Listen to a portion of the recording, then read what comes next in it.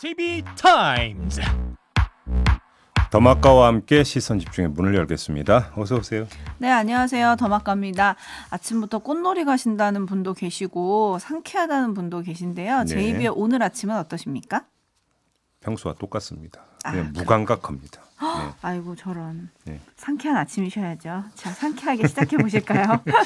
AS 타임 가실까요? 네, 사표가 반려된 김호수 검찰총장이 어제 국회를 찾았습니다. 네. 국회 법사위 법안심사 제1소위에 출석해서 검찰 수사권 박탈에 대해서 우려를 쏟아냈는데요. 네. 검사의 수사권 완전 박탈은 위헌의 소지가 크다. 그리고 수사권을 폐지하면 돈 많은 피고인만 이익이다. 네. 또 국회에서 검찰 수사 공정성을 위한 특별법을 제정하거나 법제사법위원회 제도 안에서 제도 개선 특위를 설치하면 충분히 참여할 생각이 있다.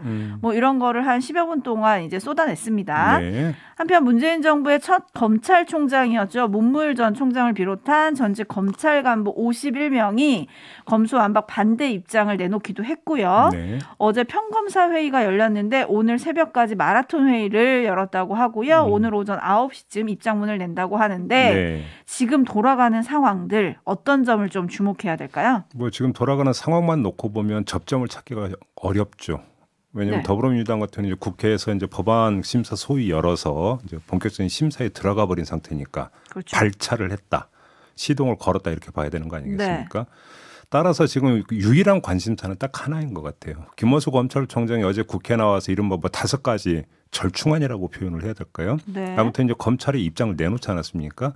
나름대로는 어떤 뭐 타협안 내지 절충안이라고 생각을 하고 이제 내놓은 것 같은데, 자, 이걸 그러니까 모티브로 해서 일종의 어떤 뭐냐면 대타협이 막판에 반전급으로 이루어질 수 있느냐, 아니면 그냥 민주당이 내리 계속 그대로 가고 그러면 검사들이 다시 집단 반발하는 행동으로 그러니까 옮겨가는 2단계로 지금 상황이 전개되느냐, 둘 중에 하나밖에 지금 없는 것 같은데. 근데 절충의 여지가 있다고 보세요? 그러니까 문제는 예를 들어서 이런 거가 있죠. 그러니까 나중에 이제 저희가 3부에서 관련 인터뷰가 좀 준비돼 있으니까 그때 좀 질문 좀 드리려고 했는데, 네. 김호수 검찰총장이 어제 국회에서 내놓았던 5가지 방안 같은 경우는 사실은 민주당이 받아들이기가 가능성이 별로 그렇게 커 보이진 않습니다. 근데 잠깐 언급을 했다가 나중에 아닌 걸로 다시 정리를 했던 게 있죠.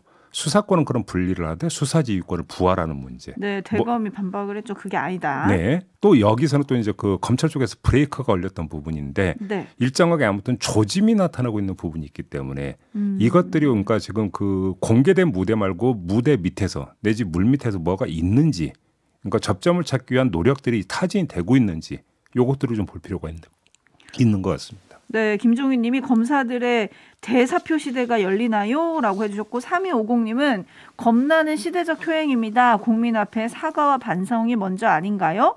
8729님, 이렇게 다들 반대하는데 문제가 있다고 하는데 민주당은 대체 왜 무리해서 갈까요? 라고 해주셨는데 이 답은 저희가 3부에서 좀 들어보도록 근데 하고요. 또 한 가지 좀 주목해서 봐야 되는 양상이 뭐냐면, 자, 수사권과 기소권의 완전 분리라고는 큰 틀과 큰 방향 말고, 자, 그러면 그렇게 한다고 치고 그 다음에 어떻게 되느냐라는 강론, 디테일 부분에서 계속 태클이 걸리고 있는 거 아니겠습니까? 네. 민주당 입장에서는. 자, 그러면 그런 점에서 민주당은 또 충분히 준비되어 있느냐, 디테일하게 정밀하게 그러면 대안들이 지금 마련되어 있느냐, 이것도 사실은 따져봐야 되는 부분인 거죠.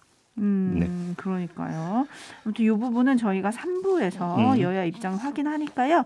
시선 집중해 주시기 바라고요. 뉴스와 분석이 함께하는 제이비타임즈, 오늘 주목할 뉴스들 챙겨드리겠습니다. 첫 번째 뉴스는 어떤 건가요? 자, 이낙연 고문이 이틀 전 밤 18일 밤에 당 지도부에 서울시장에 나는 출마하지 않는다는 뜻을 분명히 전달을 했다고 합니다. 어제 이 뉴스가 전해졌고요. 네.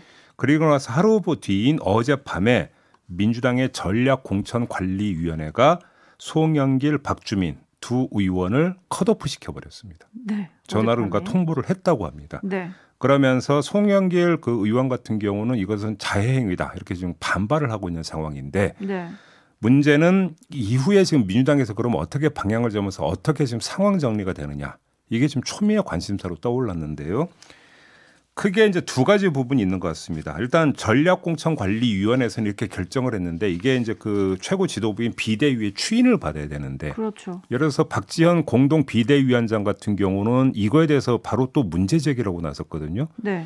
예를 들어서 부동산 물의에 책임 있고 그래서 대선 패배의 원인을 제공했던 노영민 전 청와대 비서실장은 공천을 하면서 그러면 송영길 의원을 배제하는 게 형평성에 맞느냐. 또 이런 식으로 문제 제기를 했단 말이에요. 네. 따라서 비대위 차원에서 추인 과정에서 이게 또 논란이 되고 공방이 벌어지면서 결정을 하지 못한다라면 그거 자체가 선거를 앞둔 민주당 전체 입장에서는 자해행위가 될 것이라는 거고요. 네. 결과적으로는 뭔가 도움이 될 이유는 없을 테니까요. 또 이제 그것이 정리가 됐다고 치고 컷오프가 그냥 그렇게 정리가 됐다고 하면 대안이 뭐냐라고 하는 또 이게 또 이제 관심사 아니겠습니까? 네. 언론은 그런 점에서 4.7 보궐선거에서 겨뤘던 박영선 전 중소벤처기업부 장관 전략공천을 가장 강력하게 유력하게 검토하고 있다는 좀 보도를 내놓고 있는데 여기 좀 확인이 돼야 되는 문제가 좀 있는 것 같고요. 네. 아무튼 두 가지 문제가 좀 가로 놓여 있다 이렇게 좀 봐야 될 것 같습니다. 네, 그래서 오늘 비대위를 좀 주목을 해야 될 것 같은데요. 지금 앞서서 JB가 언급하신 박지원 공동 비대위원장 같은 경우는 서울시장 선거에 경선을 하지 않겠다는 것은 패배 선언과 다를 바가 없다. 전략 공관위의 잘못을 바로잡을 책임은 우리 비대위원회에 있다. 민주당 공동 비대위원장으로서 저는 제가 할 일을 하겠다. 이렇게 지금 엄포를 한 상황이거든요. 자, 여기서 그럼 만약에 경선으로 가면 그다음에 경선으로 가게 될 거면 송영길 박주민 의원에게도 경선 참여 기회를 보장을 해야 된다는 이야기 좀 되는 거잖아요. 그렇죠. 그러면 결국은 돌고 돌아서 그 서울 지역을 전략 지역으로 설정했던 것 자체가 그럼 타당한 설정이었는가라는 이야기로 다시 돌아가게 됩니다. 네. 왜 그러냐면 전략 지역으로 설정하기 이전 상태로 돌아가 버리는 거잖아요. 모두에게 문을 열고 결과적으로는. 네네네. 그렇죠. 그러니까 뭐냐면 이걸 선택하면 이게 문제가 되고 저걸 선택하면 저게 문제가 되는 되게 복잡하게 얽혀버린 상황으로 지금 민주당은 꼬여버렸다. 꼬여버렸다. 예, 이렇게 정리하는 게 가장 맞을 것 같아요. 네, 촌철님들도 좀 여러 가지 의견을 보내주고 계신데요. 초콜릿은 달콤해님. 경선 시키면 되지 뭘 자르고 말고 해요. 라는 의견 보내주셨고요. 네. 7739님 해보겠다는 사람은 자르고 안 하겠다는 사람에게 매달리는 상황인가요? 라고 해주셨고 4614님 또 무리수네요. 어차피 또 나오는 사람을 도대체 왜 전략공천하는 거죠? 라고 해주셨는데 네. 기사를 보니까 당초 비대위가 오늘 아침에 대안으로 내세울 후보의 의지를 타진을 해보고 최종 결정할 예정이었다. 라는 얘기도 있었거든요. 네. 근데 여기서 주목할 거는 내세울 후보의 의지를 타진해 본다고 했기 때문에 누군가가 있다는 얘기인 거잖아요. 근데 그게 이제 박영선 전 중소벤처기업부 장관이 아니냐. 이런 보도가 어젯밤과 오늘 많이 나온 건데 네. 저는 그게 궁금하더라고요. 그러면 오세훈 시장하고 리턴 매치잖아요. 그렇죠. 리턴 매치해서 승리할 수 있는 판이 지금 꾸려진 건가? 근데 그러면 그 전에 먼저 점검할 게 지금 말했으니 가상대결 돌리지 않았습니까? 여론조사에서. 네. 이런 상태에서 만약에 박영선 전 장관이든 아니면 다른 영입 케이스가 있다고 한번 가정을 해봅시다. 네. 근데 그 사람 해서 이제 가상대결로 돌려버렸는데 예를 들어서 이전에 뭔가 나 경선에 참여하겠다고 나섰던 송영길 의원이나 박주민 의원보다 만약에 높게 나오지 않는다면 그때 또 어떻게 되느냐는 문제가 먼저 이것부터 점검이 돼야 되는 거죠. 예를 들어서 더 높게 나온다라면 제가 볼 때는 이 당내 논란과 공방은 수그러들 수가 있어요. 왜냐하면 본선 경쟁력을 갖추기 위한 진통으로 그냥 그 최종 정리가 될 수가 있으니까. 네. 근데 만약에 그게 안 돼버리면 내용은 더 그러니까 심해진다는 얘기가 되는 거거든요. 본선 경쟁력은 그 다음 문제다. 이렇게 봐야 되는 거죠. 아. 근데 또 어쨌든 누가 나오든지 민주당의 그 대선 패배 이후에 쇄신과 반성의 의지를 담는 공천이 또 돼야 될 텐데 과연 그런 사람이 누구냐 여기에 대해서는 지금 촌철님들이 의견이 굉장히 엇갈리고 있다. 그러니까 대단히 죄송스러운 말씀이지만 그냥 한번 이런 표현을 쓰겠습니다. 지지고 볶는 양상이 벌어지고 있는 거 아니겠습니까? 네. 이거는 뭐 쇄신, 혁신하고는 정반대 현상이거든요. 이런 상태에서 지금 뭐 쇄신한다, 혁신한다는 이야기해서 믿고 그다음에 울림이 있을 가능성이 얼마나 있겠습니까? 네. 박영선 전 장관이 그때 얼마 차이로 졌는지 떠올려 봐야 한다는 분도 지금 계시고요. 그때 아마 17%포인트 찬가 그랬죠? 그랬죠. 네. 오로라님은 못 먹는 밥에 재납 뿌리자는 심보 아닌가요? 뭐라고 해주셨는데 아무튼 조금 더 살펴봐야 할 것 같습니다. 네. JB타임즈 다음 주목할 뉴스 넘어가겠습니다. 오디오로 먼저 만나보시죠. 현재까지 무수히 많은 의혹이 제기되어 왔지만 모두 사실이 아니거나 문제가 없는 것으로 확인되고 있습니다. 저는 자녀들의 문제에 있어 단 한 건도 불법이거나 도덕적으로 부당한 행위를 한 적이 없습니다. 저는 교육부 감사를 적극 환영하며 한시라도 빨리 조사가 진행되기를 희망합니다. 필요하다면 저도 직접 조사를 받고 적극적으로 협조하겠습니다. 네, 이게 이제 그 정호영 보건복지부 장관 후보자가 어제 기자들 앞에서 밝힌 내용이거든요. 네. 한마디로 정리하면 사퇴할 뜻이 없다 이런 거 아니겠습니까? 네. 자, 그러면 인수위는 어떤 입장인지 그 다음 이야기 한번 좀 들어볼까요? 40년 직이라는 그 표현이 여러 곳에서 인용돼서 보도되는 것을 저희도 많이 봤는데 이 두 분은 각자 그 서울과 대구에서 학창 시절을 보냈고 또 검사와 의사로 각자의 아주 바쁜 그 전문 분야에서 활동해 오신 분들입니다. 제가 어제였는지 그제였는지 정 후보자께서도 이 직이라는 표현이 좀 상당히 민망하다라고 어느 언론에 그 말씀을 주신 걸로 알고 있는데요. 자, 이 목소리의 주인공은 배현진 인수위 대변인이거든요. 네. 어제 이 발언을 하자 거의 대부분의 언론이 지금 인수위가 뭔가 좀 기류변화 조짐을 보이고 있는 거 아니냐. 거리두기 하는 거 아니냐. 네, 뭐 40년직이라는 표현은 좀 아닌 것 같다라는 말에는 거리두기 아니냐. 네. 이렇게 되면은 결국 또 손절각 아니냐. 이런 지금 해석을 내놨더라고요. 한번 요걸 좀 한번 좀 짚어봅시다. 제가 볼 때는 근데 이건 별로 중요한 문제가 아닌 것 같거든요. 자, 한번 그러면 제가 한번 이렇게 단순하게 반문해 볼게요. 40년 직이면 그러면 손절을 못하고 40년 직위가 아니면 손절하는 겁니까? 그건 또 아니죠. 네. 아니, 제가 볼 때는 윤석열 당선인이 장관으로 지명한 순간 그 사람은 윤석열의 사람이고 윤석열 정부의 사람이에요. 그런데 여기서 다시 등급 매겨가지고 40년 직이면 손절할 수 없는 대상이 되고 40년 직위가 아니면 손절하는 대상이 되는 이런 식으로 접근하는 겁니까? 제가 볼 때는 너무 좀 단순한 접근이 아니냐. 그다음에 만에 하나 배현진 대변인이 정말 그런 복선을 깔고 이런 발언을 했다면 이거는 예를 들어서 지명철의 그 예고판이다 이렇게 이제 일단 만약에 해석한다면 그것이 명분이 될 수는 없는 거거든요. 그렇지 않습니까? 네. 그렇기 때문에 이거는 사실은 지금 상황을 읽는데 별로 도움이 안 되고 중요하지도 않은 그런 대목이라고 저는 좀 뭔가 봐야 되는 거고요. 네. 중요한 점은 관계가 아니라 태도죠. 지금까지 제기된 각종 의혹을 대하는 태도인데 이 점에 있어서는 정호영 후보자나 윤석열 당선인이나 제가 볼 때는 다를 바가 없어요. 그러니까 정호영 후보자는 조금 전에 전해드린 대로 사실이 아니라는 거잖아요. 네. 이 주장을 거듭하고 있는 거잖아요. 그다음에 윤석열 당선인은 부정의 팩트를 강조를 한 바가 있지 않습니까? 그렇죠. 그러니까 두 사람은 제가 볼 때는 태도 동일체예요. 태도 동일체라고요? 무슨 얘기냐면 제기된 의혹을 대하는 태도에 있어서는 똑같다. 태도 동일체죠.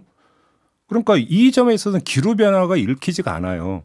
자, 언론은 배현진 그 대변인이 저 40년 직위가 아니라고 하는 취지의 발언 다음에 도덕성을 언급했고 국민 눈높이를 언급한 점을 강조를 하더라고요. 이어서. 네. 그런데 또 이런 말도 했어요. 청문회를 지켜보고 있다는 말을 또 했거든요.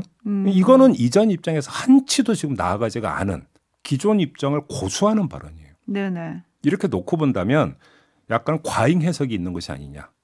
오히려 지금 현재까지만 놓고 보면 별로 바뀐 게 없다. 이렇게 봐야 될 것 같고요. 네.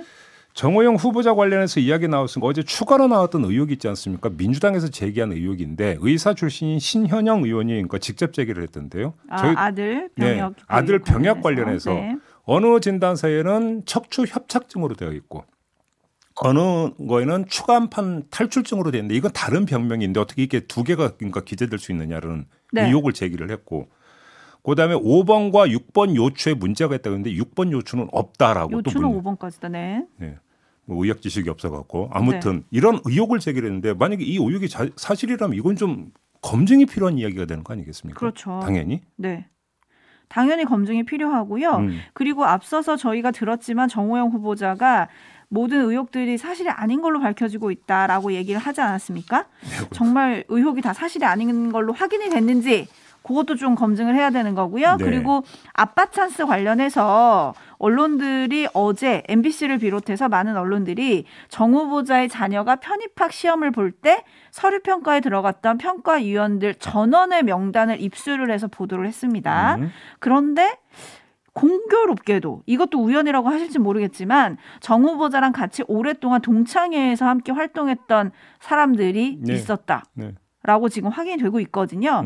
이런 것들도 어떻게 봐야 할 것인가. 그것도 조금 따져봐야 될 것 같고요. 네. 지금 40년지기 얘기를 하다 보니까 파구 대수아님과 데이지님 같은 경우는 절교선언이다. 이렇게 좀 꼬집어 주셨고요. 신명님 같은 경우는 국민 눈높이에 정호영 후보자는 정말 난센스입니다. 라고 해주셨고요. 7820님 사퇴 안 하면 부담될 게 불보듯 뻔한데 윤석열 당선인은 대체 왜 버티는 걸까요? 라는 물음을 또 보내주셨고요. 저도 궁금하네요. 6307님은 정 후보자는 설령 자신이 직접 개입한 게 없다 해도 그거면 끝입니까? 내 친구들이 내 아들, 딸 잘 봐준 걸 어쩌란 거냐? 내가 시킨 거냐? 내가 시킨 건 아니다. 이런 느낌인가요? 라고 해주셨는데 국민 눈높이는 저만치 높이 있는데 후보자와 지금 당선인 측이나 아니면 정치권의 눈높이는 조금 낮게 있는 게 아니냐 이렇게 좀 꼬집어주고 계신 분들이 많이 계신 것 같고요. 네. 9110님은 후보자는 불통, 당선인은 고집불통, 국민은 두통 이라고 아, 예. 라임을 살려주셨네요. 예. 자, 뉴스와 분석이 함께하는 세이브타임즈 다음 주목할 뉴스는 어떤 건가요? 한겨레가 전한 소식을 전해드리겠는데요. 윤석열 당선인이 이제 공관을 한남동에 있는 육군 참모총장 공관으로 입주할 예정 아니었습니까? 네, 예산도 배정이 됐죠. 그래서 수리비용. 이제 보수 작업에 들어갔던 걸로 알고 있는데 한겨레가 어떻게 보도했냐면 무산됐다고 지금 보도를 했어요. 입주가. 네. 인수위 관계자의 말을 전했는데 육군 참모총장 공관이 47년 된 건물이다 보니까 비도 새고 거의 재건축을 해야 하는 수준이다. 그래서 생각보다 보수 소요가 너무 많아서 어디로 갈지 몇 가지 방안을 놓고 검토 중이다라고 말을 했다라는 거고요. 네. 그래서 한남동 외교부 장관 공관이 유력하게 검토되고 있다. 이렇게 지금 보도를 했습니다. 네. 근데 저는 이 보도가 사실이라고 전제하면 일단 이해할 수 없는 게 하나가 있는데요. 뭐죠? 자, 아무튼 이 전환점이 윤석열 당선인과 문재인 대통령 청와대 회동이 이제 전환점이 됐고 가는 게 이제 거의 기정사실화 되지 않았습니까? 네. 그럼 그때부터로 따진다 하더라도 시간은 꽤 흘렀잖아요. 그런데 이게 지금 거의 재건축이 되지 않으면 입주가 힘들다는 걸 이제야 알았다는 게 좀 그게 납득이 됐어요. 그러니까 물론 제가 뭐 건축 전문가는 아니어서 모르겠지만 뜯다 보면 그러니까 뭐 예상도 못한 부분이 나오는 건 저도 봤어요. 네. 뭐 리모델 공사나 이런 과정에서. 하지만 이렇게 오래 소요가 됐었어야 되는 문제는 일단 저는 그게 기술적으로 실무적으로 일단 좀 이해가 안 되는 부분이 있어요. 네. 일단 이 부분들 좀 그러니까 이건 궁금해서 드리는 질문이고요. 두 번째는 외교부 장관 공관이 유력하게 검토가 되고 있다고 하더라도 제가 볼 때는 대통령 취임일에 맞춰서 바로 입주는 어려울 것 같거든요. 왜 그러냐면 그러면 지금까지 육참 총장 공관을 사용을 전제로 해서 알아봤기 때문에 외교부 장관 공관도 일정하게 뭔가 좀 다시 그러니까 수리를 한다거나 리모델링을 한다, 인테리어를 한다거나 이런 게 필요할 거 아니겠습니까? 그런데 외교부 장관 공관은 수시로 외빈 접대 행사가 이루어지기 때문에 시설도 양호하고 규모도 넉넉해 대통령 관저로 사용하기에 비교적 무난하다는 판단도 곁들여졌다라는 다른 보도가 지금 나왔고요. 취임일부터 당장 쓸 수 있다는 것도 장점이다. 그리고 외교부 장관 공관은 대지 면적이 육참 서울별관 관사보다 더 넓다고 하네요. 또 이런 얘기들도 지금 다른 언론에서 보도가 되고 있습니다. 이렇게 보도한 한겨레 같은 경우는 당분간은 서초동 집에 머물면서 출퇴근을 할 가능성이 높다. 또 이렇게 보도를 했는데요. 네. 외교부 장관 같은 경우는 육참총장 공관하고는 다른 점이 하나 있죠. 육군 참모총장 공관은 2개잖아요.